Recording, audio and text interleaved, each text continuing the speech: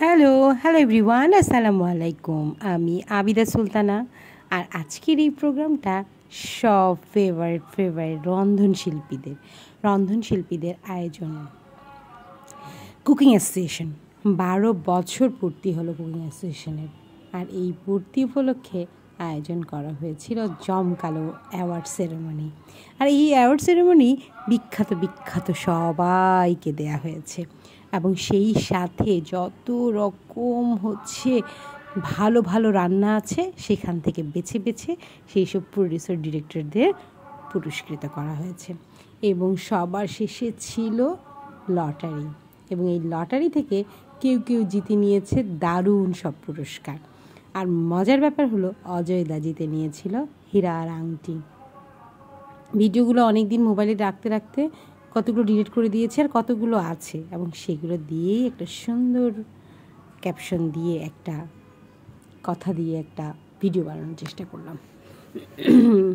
অজয়দা 3টা কুপন ছিল অজয়দার হাতে, তার মধ্যে একটা 173, এবং সেটাতে জিতে নিয়েছিল হীরার আংটি।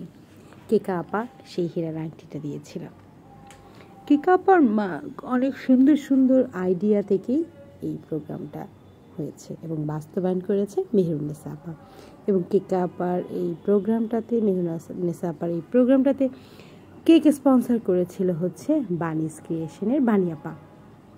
কুকিং অ্যাসোসিয়েশন লোগো দিয়ে দারুণ একটা 5 কেজির কেক পাঠিয়েছিল। ইয়াম্মি একটা কেক ছিল। বারবার এই কেক নিয়ে ছবি তুলেছি। কখন যে ভুল করে একটু কেটে খেয়ে ফেলতে চেয়েছিলাম, ভুল করে না, ইচ্ছে করে, কারণ খেতে ইচ্ছে করছিল। সুন্দর হয়েছিল কেকটা, অনেক দারুণ হয়েছিল। এই প্রোগ্রামটা বেশ অনেক দিন ধরেই প্ল্যান হচ্ছিল যে হবে, কিন্তু সময় পরিবর্তনের সাথে অবস্থার পরিবর্তন হয়েছে, দেশের পরিবর্তন হয়েছে, তাই আমাদের অনুষ্ঠানের তারিখও পরিবর্তন হয়েছে। এবং এই অনুষ্ঠানটা কিন্তু উপস্থাপনা করেছিল ওই যে ভাইরাল আপাটা দীপ্তি আপা। আর আমাদের সবাই জামদানি শাড়ি পরেছিল, আর আমি তাই একটা জামদানি শাড়ি পরেছি, কিন্তু আমার হিজাব কালেকশনটা এখানে কেমন জানি হয়েছে, শাড়ির সাথে আসলে মানায় নেই, তো এই জন্য আমার ছবিগুলো একটু পচা এসেছে।